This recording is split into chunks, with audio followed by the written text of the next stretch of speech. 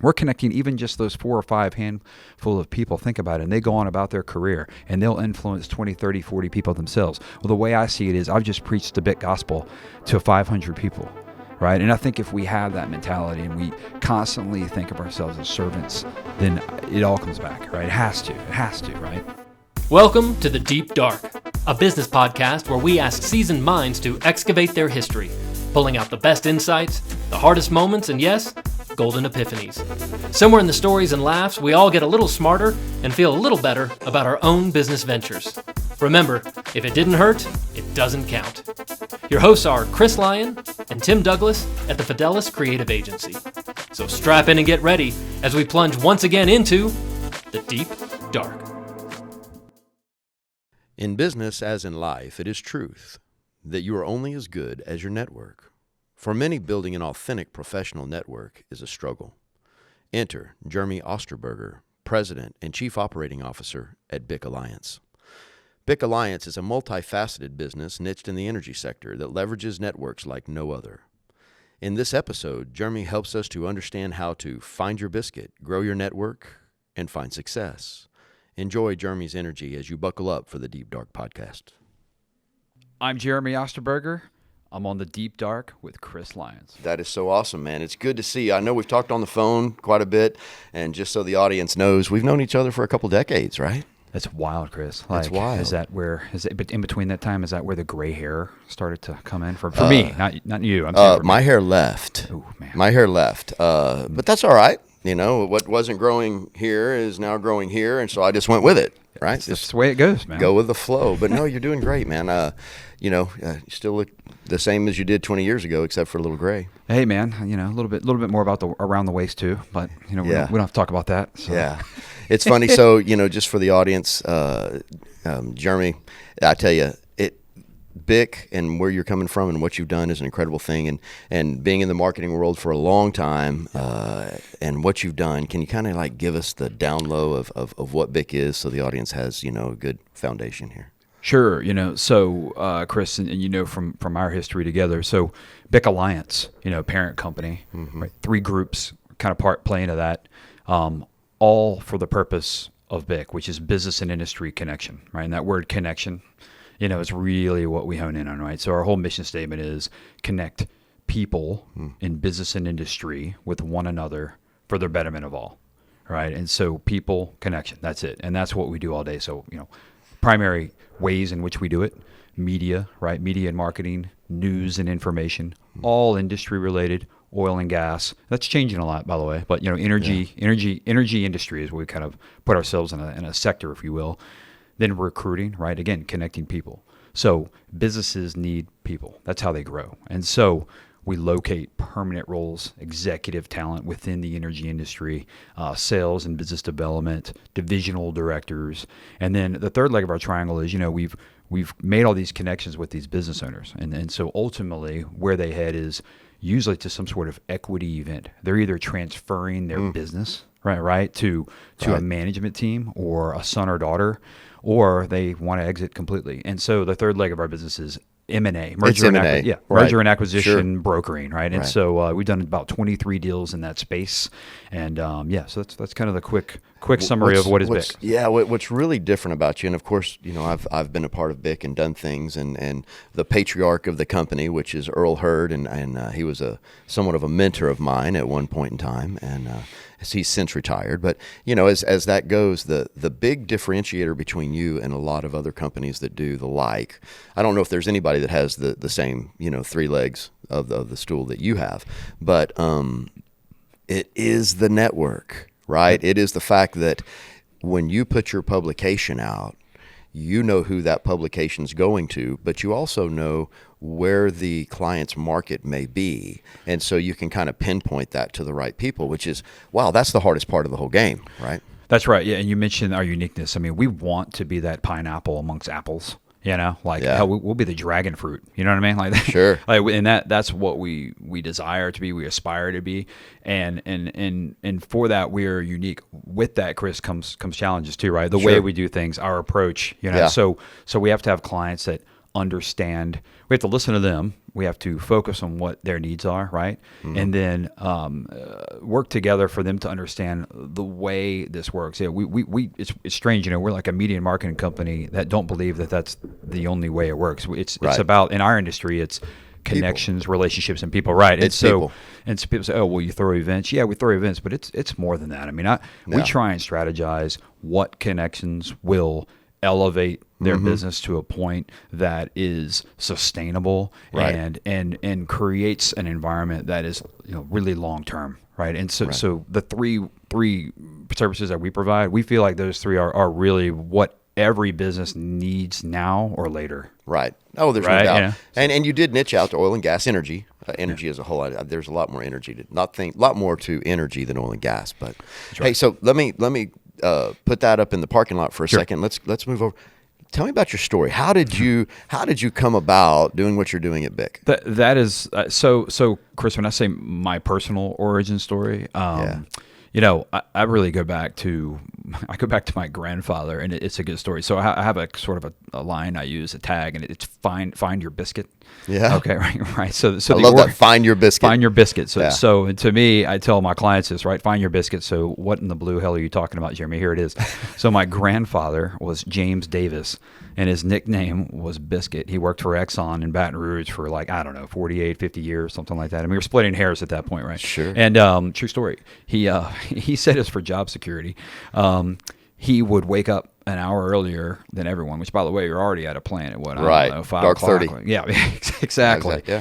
And he'd bake homemade cat head, which just refers to the size of a biscuit, right? Sure. A cat's head. I don't know where that came from, by the way. By the way, just for our Texas folks. Yeah. You are from Louisiana. Yeah, there we go. Yeah. Baton Rouge, born and raised. But hey, man, go. lived in Texas now 17 years. So, Yeah. So basically, he would get to work early. He would make these biscuits, right? And he would distribute them to his superiors, right? The plant manager, the safety director inside this refinery in Baton Rouge, right? Right. And again, he called it job security, right? And so he branded himself. Right, he branded himself. He was Biscuit. He was Biscuit, and that was his nickname. And he ran for city council in Baton Rouge, and it was Biscuit. There was, and his identity was no longer James. It was Biscuit, right? And so I just think that my mindset is shouldn't we all approach marketing in that way? Like, what an identifiable approach, and it's a mindset, and it's an identity. Like, I love that word identity, and he embraced that identity. So he taught this to my father, my father Sid, who replicated that at Dow Chemical. My dad had a very unique ability. He's a freehand cartoonist or artist.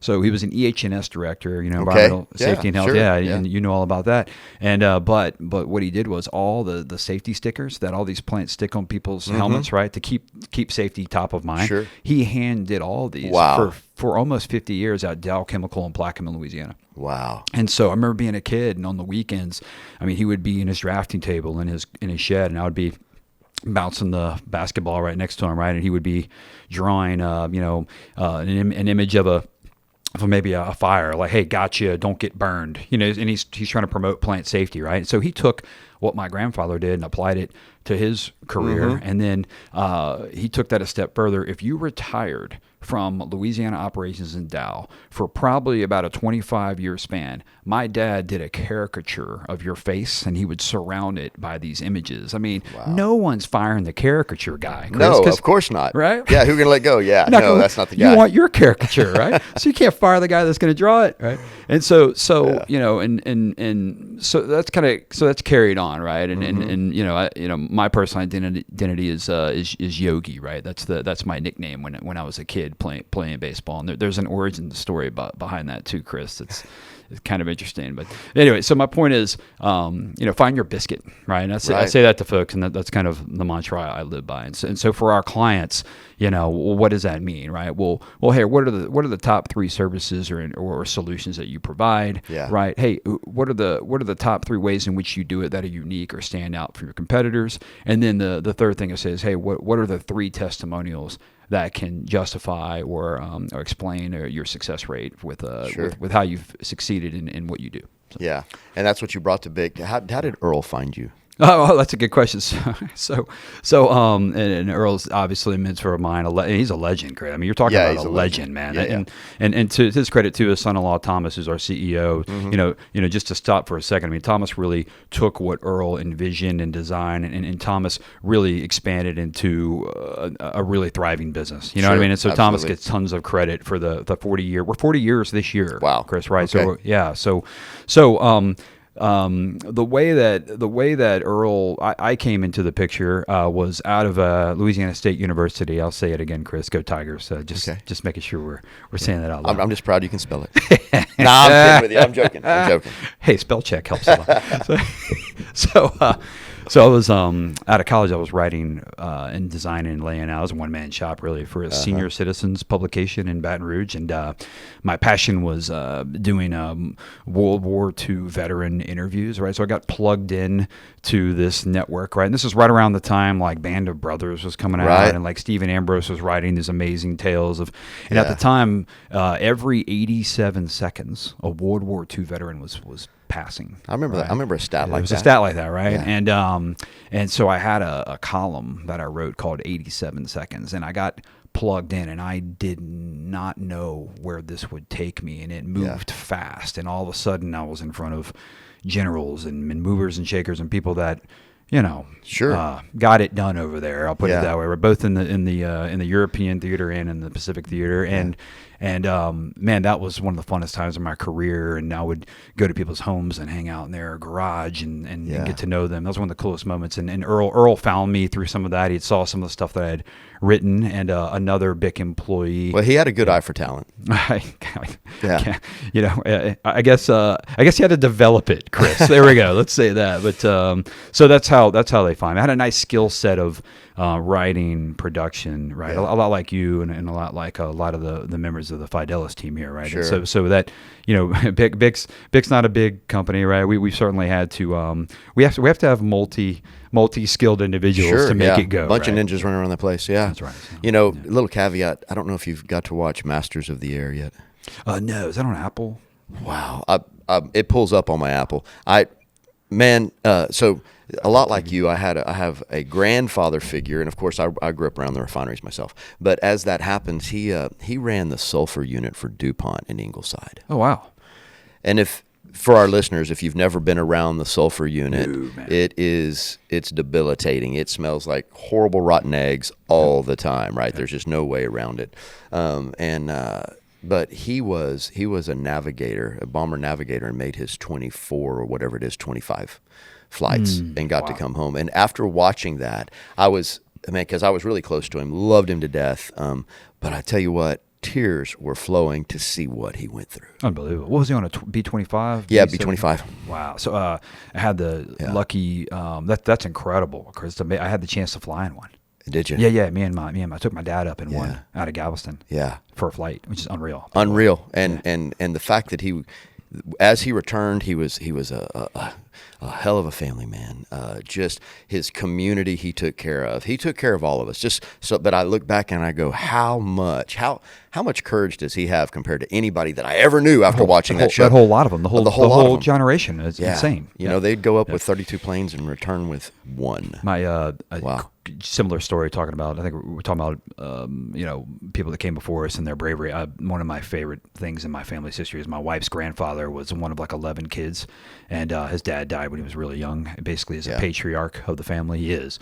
And in his office is like a letter from like the Louisiana, I think it's a brigadier general. You're probably better at me at explaining the different ranks, right? But it says like Roland. It says like, stop going down to the train station and try to join the war effort. Your battle is at home. You need to raise your brothers and sisters. Wow. But just think about that for a second. Wow. It kind of puts you in his mentality. Like, Right. well, all my friends are going over there. Right. I'm going. Yeah, it's incredible. That whole generation is unbelievable. It's unbelievable. But yeah, watch it if you haven't seen it. Cool. But getting back to what we're talking about here, I see. So within our business, we have some internal talk quite often because there are a lot of tools that we use to market, especially if you do, because we're brand first, and then we're really good at design, and we're really good at digital marketing, and we're really good at content marketing, and we can do all of that. But at the end of the day, if you have a business that doesn't know how to move its feet, it gets difficult.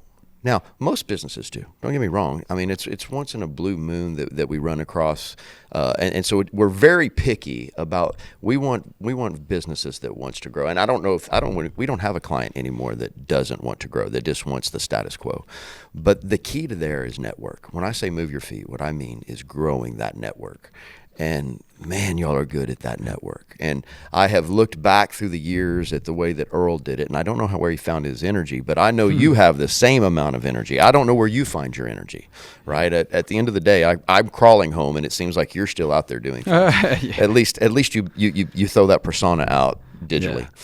So man, Well, Chris, I mean, Cheerios are expensive, man. You got 3 kids. You gotta make it happen, brother. yeah, well, we're empty nesters now, but they're still expensive. That's right, man. But tell me, man, how is it that you go about building the network that you have that over time? How many followers do you have on LinkedIn? Well, out of social media total, probably like 75,000. 75,000. Yeah, across all of our media platforms, we're probably well over 100,000. Because as like BIC Alliance, our parent company, and then BIC Magazine has its own real brand, right? And then some personal, obviously personal connections. But the key there is, that's a huge number, but it really seems as if. So you nailed it. I mean, look, my whole thing is quantity over quality, right? I think the most important thing for us is that quality number, right? So it's funny. People ask us about our distribution. Our website gets about 1.3 million page views a year, right? But I would say that, even our newsletter volume, Chris, we could probably quadruple the number of people that we kick our energy. It's called the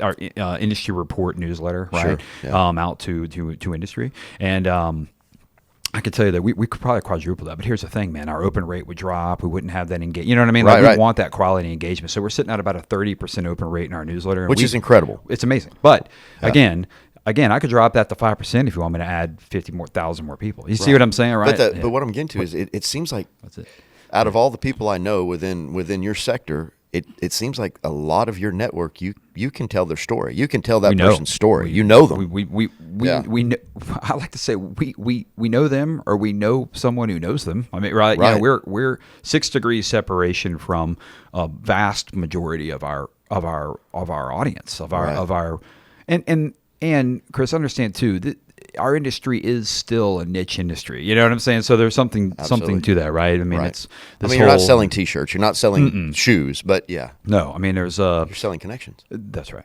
And I would say, Chris, I think as BIC progresses, and I think we all fight this, is for probably 25 of our 40-year history, that was a way more physical thing. Now, that shift to a more digital environment and approaching a more youthful audience that doesn't necessarily always appreciate that physical. Yeah, so what I'm saying, right? Let's jump into that real quick because we have oil field clients, and the oil field client comes in, let's just say energy client, engineering clients as a whole. They come in and they say, at one point in time it was a handshake. That's right. And at one point in time, it was the trust was built literally on the pad or in the refinery, and it had to do with who knew who. And these days, they say what happens is you go up, you talk to the new company man or whoever it may be, and that company man, all he needs is a QR code because he wants to vet you digitally before he speaks to you. Right. Or she speaks to you. Right. And so that is a whole. Going back to what you're talking about, building your network at that time is not what it used to be. No, it's not. So now, how do you take that perhaps relationship that starts digitally and convert that to a personal and physical relationship? Right. That to me is probably the biggest challenge now. If I were to define the challenge. Oh, that's my biggest challenge. Right. Yeah, because it's time consuming. Right. And then there's also beautiful things about it. Like there is something to vetting something out before, right? It's if you go back to the dawn of man, you're de-risking. Does that kind of make sense, right? And so you're trying to verify before you even need to verify. Yeah, I think my generation probably extended trust very easily. And then when you broke it, then it had to be earned back. But now it's how do I trust you? And it's almost like, well, I'm going to verify you so that I don't that I know or have a 90% assertion that this relationship is going to be positive. Does that kind of make sense? That's right. And there is Yeah. something beautiful to that, right? I mean, Yeah. it's actually cost efficient. It's actually time efficient. So it makes tons of sense. But what I would say is, I think in our industry, what happens most time is if you are a contractor or a vendor and you're trying to work inside a site, there will be problems. Right. It's a dangerous environment. Yeah. It is a technical process, right? I mean, I'm sorry, man. So they need that relationship. And I think back to my dad. I mean, he would absolutely, I would go back to my father again, and this has to do with relationships, and that is he was the liaison in Louisiana for United Way for Dow Chemical, right? Okay. He threw a jambalaya cook-off. He wanted his contractors and his vendors there. He wanted at least one time a year where he saw their whole team in one place. He wanted to know. He would write down their kids' names. He would write down things about them. Why? Why was he doing that, Chris? Well, they're selling him. Why is he doing that? Right. Because he knows if they're in the middle of a turnaround, Sure. and that vendor maybe isn't pulling their weight, he can appeal to them in a way Right. that gets them to perform. Sure. Right, and that Relationship. and that was interesting. I don't know if a lot of the owners take that approach, right? And that Right. so I've always appreciated that about my dad, and I tell that to my clients, like you want that, you better have that relationship, because it won't go 100% well all the No, time. it's not. It's not the nature of our of this business. Well, and I would say, in energy for sure, but I think it's every business. I think Right. and it may not be dangerous as you would find in energy, but no day is going to work perfectly. That's right. Yeah, That's and right. there's No always easy there's day, challenges. right? There's no easy day, Yeah. and that's so. So a couple questions I have to have of you. So I see that you digitally have a great footprint. Yeah. How do you transfer that? Is it conscious as you're transferring that into, I'm going to make a phone call to this person, I'm going to make a phone?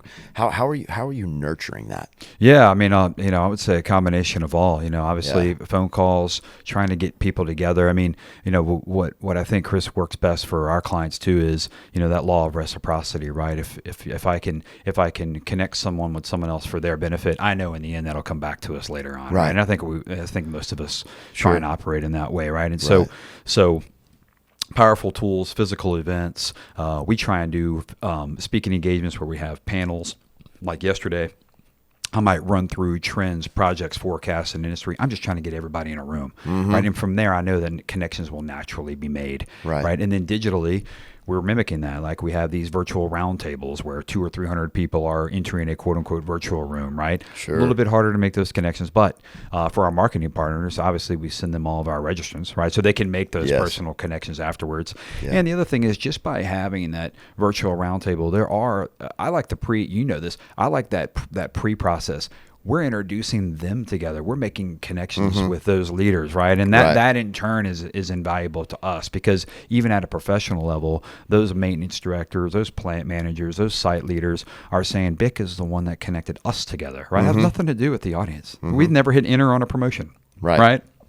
We're connecting even just those 4 or 5 handful of people. Think about it. And they go on about their career and they'll influence 20, 30, 40 people themselves. Well, the way I see it is I've just preached the BIC Gospel to Right. 500 people. Right. Right. And I think if we have that mentality and we constantly think of ourselves as servants, then it all comes back, right? It has to. It has to, right? So, Yeah.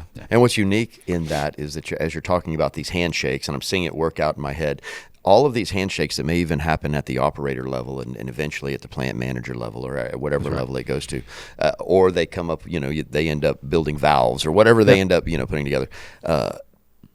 It goes back into the 3 pieces of your triangle, right? And so no matter how you look at it, there's an avenue in order for you to grow revenue within BIC. We just trap you in it. Just trap you You're in the triangle. trapped. That's all we want to do. 'Cause Use something. Yeah, we all know that marketing is one of there's only 3 things that you actually have to have in a business for a business to work, right? You have to be the ability to do the accounting, the ability to actually do operations and marketing. Those 3 things, you put those together one way or the other, you're going to do all right. But that's almost exactly what your 3 tiers are right there. That's right. So you have the admin HR piece, you have that operations piece, and that marketing piece that comes through all of it. So. And I think the M&A side, we're in a real opportunity here, because I think that if you think about BIC's history, you got 40-year history, right? So a lot of our clients are, and a lot of our marketing partners and decision makers are entering that 57-year plus, age group, right? And so, there's an opportunity here over the next 10 or 15 years to help them exit strategy. Sure. Also, Our relationships, with private equity, Chris, have been a big part of what we're doing recently, right? As bank rates and loans are doubled through the roof, right? A lot of people are reaching out to that private equity dollar that can set their own terms, right? And so for the most part, our clients are giving up some equity in order to grow their business or exit their business. So, have to do it. So, man, in this journey that you've gone through, coming at the job, because you've been have you been there for 20 years? Almost 20 years, yeah. Almost 20 years. Yeah, they keep paying. I get a paycheck, so I show up. Chris, it's pretty awesome. That's different, right? I don't know if that's different, but there's not a whole lot of folks that can pull that off anymore. I told you earlier, my grandfather and my dad, I don't know, it's been ingrained in me. I guess I'm an extremely loyal person, Chris. Yeah. For me, it's our clients I love and our people, and BIC has awesome people, and that's been the blessing working with them. And look, man, I love BIC. It's creative, and now, kind of like you. I mean, this is probably the funnest time of my career doing podcasts. I know podcasts and videos, and it's cool, man. It's a lot of fun. Like my 6-year-old said, I said, Jude, have a great day at school. He goes, yeah, Dad, you have a good day at work where you talk a lot. Yeah. Hey, you know what though? It is a very fun time. And I want to get back to a question in a minute, but there is a life cycle to a career, especially. And I'm not looking at the end. I'm looking at how it goes. I will always remember. I'm of that generation that never had to get the hunter safety course for Texas. Right. I missed it by a year. Right. And so, long story short, my wife wasn't, so I went to the hunter safety course with her, and the instructor that was there said, hey, let me tell you about the lifespan of a sportsman. This is how it works. He said, when you very first get into it, he said, you're just happy if you bring something home. He said, then not too long from there, it's going to be, how much can I bring home? Right. And he's like, but that fades away very quickly. And then at the end of it is, I just want to be able to see people enjoy the outdoors like I do. And that lifespan, when you hit about that 20-year mark, you get to that point where you start looking around going, yeah, I may have been operations general patent for a while, and that really just didn't get me anything but stress. But now when I get to see people understand what fruit looks like and to be able to feed their families and to be able to be happy, yeah, man, it's about that 20-year mark, right? Yeah. And to that, Chris, too, like they said, there's 3 kind of phases of management. It's like managerial, visionary, strategic, right? And it's for me, I think just trying to pass on the managerial, right, is probably a struggle and a weakness of mine, right? But having that balance of visionary, I think, and strategic are 2 that I still work on, right? And so when you tell me that story, I think of that way, like where am I in that journey, right? And also too, Chris, I think it's important to stop and think about that. And I'm glad you said that. I'll think about that on the way home too. You know what I mean? Because that's, to me, I knew with 3 kids, that's the hardest part. Is like Earl would say, like, you need to think about thinking, right? That's right. So have you set aside time to think? Earl's pearls. Yeah, you're right. It was one of his pearls, and he's got tons of them. That's one of them that stands out in my mind. Yeah. He also has one of the greatest marketing lines ever. He says, "In the land of the blind, the one-eyed man is king." That's right. That's great. And that summarizes Earl too. Like, do we aspire to be the greatest and the best or the first? Yes, but Earl would say, well, if you're not first, just create a new category and call yourself first. Yeah. Earl was really good at just getting to done.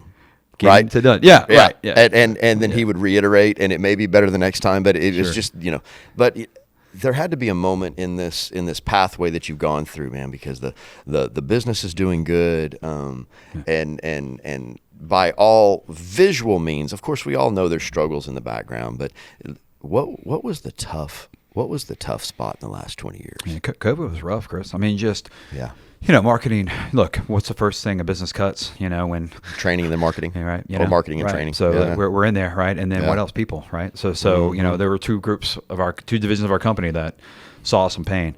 But relationships matter, right? So we were able to get through it, and we pivoted, man. We did. Listen, I would say that the whole podcast and video thing for us, that's when it really ramped up. We were forced to ramp it up. We were doing it, and then we had to do it, right? And so I would say that really expanded in that time, and that was the hardest time. And I was gonna get my MBA, Chris. I think I got it. I think so. Yeah, that School of Hard Knocks, man. You may not get a piece of paper, but wow, does it teach you things. But at that same time, I think, other lessons learned with that are, for me, it was just back to the basics. Like in the end, it was being able to call someone and go, hey, we'll work with you through your financial situation, but hey, I need you to, I need you to feed us too, right? We'll feed each other. And I think that was hard and also fun. And those relationships now, if they weren't before, are forever. Yeah. Right. And that's a great, so hey man, through these trials is also creates beauty, right? And so it does. That's how I took it does. I have another mentor, Jeff Evans, and he, during COVID, we had a business that was not doing too well, as they did during COVID, and we had a frank conversation. And he said, "Listen, there's two types of CEOs." He said, "There's that one CEO that right now will dig a hole in the ground, will bury themselves with the people, and they'll wait for this to pass over." Okay. And he said, more than likely, unless they have a lot of cash stored, they won't come out of that. And he goes, then there's the other CEO who is literally just going to stand in the front, point an azimuth, and keep moving, whether it is the right or wrong decision, just keep moving. Good. And he goes, inevitably, you will see them come out the other side. That's right. And so what we need to do at this point in time, or what you need to do, Chris, is you need to be looking for those CEOs that aren't digging a hole. That's right. And that's what we did. And we came through. Right. And it took a lot of creativity. And if you think about it, if other people's lights are off and your lights are on, you're actually getting more maximum value of your marketing investment. That's right. Right. And so that's a powerful thing to think about in times like that. Yeah, we started I searched out CEOs that were buying everybody else. Oh, wow. Interesting. Right. They were taking advantage of They were taking advantage of the moment. And growing inorganically while they weren't growing organically. That's right. That's right. And so that found the niche, right? And found how to get there. But yeah, so that I can see how that was tough on you. But what about personally? What about, as you go through this and you've been in the same place for a long time, you're definitely an endurance runner, right? I mean, that you're an endurance guy. Yeah. How do you do that every day? Yeah, man, family, man. You got to think of them first, right? Yeah. And our people. I mean, I love BIC size because I feel like every single day, every minute, I'm impacting something. Is that going to make sense? I can't work for a big company. You know what I'm saying, man? No. That's what I probably love most about BIC is just what BIC is. I'm talking like not even to our clients. It's like what our size is and our people and our purpose. And that to me is what keeps me going. I was meeting with a mid-level director not too long ago, and a green energy company, and they were at a high rise in Houston. And I got up there and I entered in. Of course, somebody had to let me in with the code, and they told me which way to walk. And I got to the area where this director was at, and literally, I'm not kidding you, there were probably 25 empty cubicles around this one person, and they had the one cubicle in the middle all by themselves. Mm-hmm. And I remember my heart just sank for them, right? I was like, I was thinking to myself, well, this person probably drove an hour to work in Houston because Houston's an hour away from Houston. Right. And they're sitting in the midst of all of these empty cubicles after COVID, and they're having to grind through their day, and then they're going to drive an hour back home after sitting here in this emptiness for 8 hours. Mm-hmm. Yeah. And my heart just went out to him. I was like, this is not a life, right? I feel so bad for them. And it changed the way that I was going to go have that conversation. And I couldn't sympathize because I can't say I've ever been in that spot. But I could empathize in the fact that, wow, yeah, I couldn't do corporate either, man. Right. No way. Yeah. No, we work with clients that, of all shapes and sizes, right? But just for me, it's a fit, right? Yeah. And So you've been having fun. We have a lot of fun, man. It's a good time and exciting time, and the key for us, Chris, I think, is just our staff being open to change. You know what I mean? I mean, now it's just if you are anti-change, you will not survive, right? And so we have to be that amoeba, and as long as we have a team that's willing to do that, we'll be just fine because we listen to our clients, right? And that's it. If we listen and we can react, then we'll be fine. Right. So just two quick questions, and this won't take very long. Number one is, give me a piece of wisdom that the listeners that as they're on today can take with them and go, wow, I need to apply that to my life.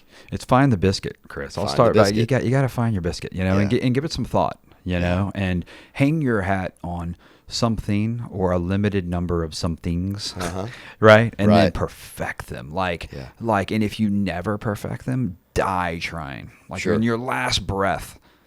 Last breath, where you trying to get better. That's it. That's the only thing that matters, right? And that's what I would say. You got to find your biscuit. So what is and my second question is, what's the next big event that you're going to hold where people come together? Oh, cool. Yeah, no. So we've got a series of kind of industrial panels where people are talking about procurement and what's going on in supply chain over the next couple of months. The biggest thing we have coming up, though, is we have a fun party. It's a party. It's our crawfish boil. Okay, so boil. I've known the crawfish. Yep. I've been there once. When's that? May 9th. May 9th. It's going to be in LaPorte at Sylvan Beach, which is a pavilion. It's not on the beach. There is a beach, but there's a building next to it. That's where. All right. Yeah. Crawfish, food, beer, people, smiles. How do you get an invite? Man, come find me on LinkedIn. Tell folks to hit me up. Yeah, Okay. Jeremy Osterberger on LinkedIn, and I'll see what I can do for them. Well, that'll be good. That'll be good, and that's a good way of getting in. But hey, I appreciate your time. Awesome. We have droned on sometimes in this thing forever because you both. Well, not, Chris, not we just don't you, we but- don't really have short conversations. No, usually no. I'm calling you when I'm on the windshield time. There for you go. 45 minutes. So thank Absolutely. you for having me on it. It's impressive what the Deep Dark is doing. I've listened to some other assets, and y'all are doing a great job. And look, the team here at Fidelis is top notch, and we're lucky to be working with you guys. Yeah. We're lucky to have y'all too because there are those B2B companies out there that need relationships. That's right. So we're thankful for that. Well, thanks for being a connection. All right, sounds good. Thanks, Jeremy.